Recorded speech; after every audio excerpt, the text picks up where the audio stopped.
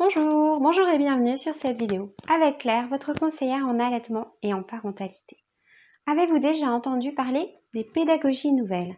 Ces pédagogies nouvelles ont émergé depuis à peu près une centaine d'années avec des penseurs, médecins, éducateurs, psychologues qui ont voulu apporter plus d'humanité dans l'éducation des enfants. Et aujourd'hui, ces pédagogies sont renforcées par les connaissances qu'on peut acquérir à travers les neurosciences.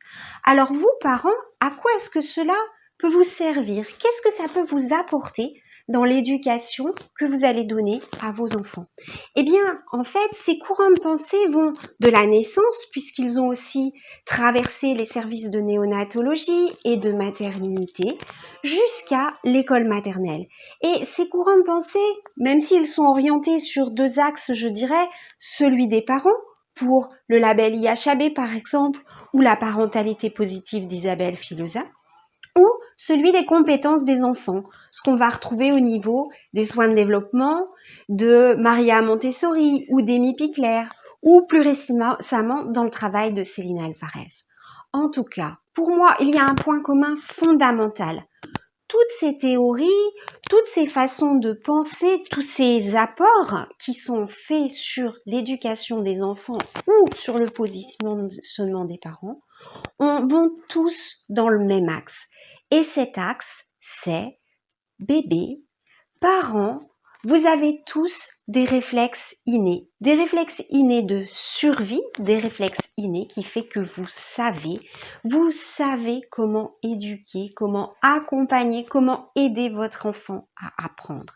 Mais ce savoir que vous avez, qui est intrinsèquement en vous, peut avoir du mal à se développer et à s'épanouir parce qu'il est sans cesse attaqué par de multiples idées, par un certain nombre d'injonctions qui viennent de toutes parts, principalement de notre société, par la façon dont vous avez été élevé aussi, et puis par le fait que vous n'avez pas ou très peu d'enfants autour de vous.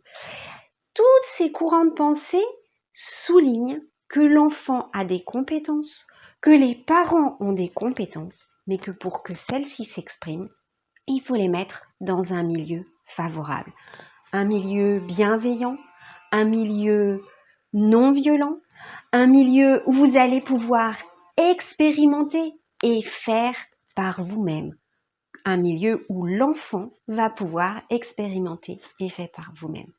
Cette vidéo vous a intrigué, vous a donné envie d'en lire un peu plus et d'en savoir un petit peu plus. Je vous encourage, vous allez voir, c'est passionnant. Pensez notamment à la parentalité positive. Vous verrez, c'est vraiment très intéressant. Cette vidéo vous a plu? Cliquez sur j'aime. Vous savez, ça m'aidera à être mieux référencé. Vous avez un commentaire, une question? Allez-y, posez-la. Je vous répondrai avec beaucoup de plaisir. Et puis, vous voulez savoir ce qui se passe sur cette chaîne? Me suivre? Eh bien, abonnez-vous. À bientôt, j'espère.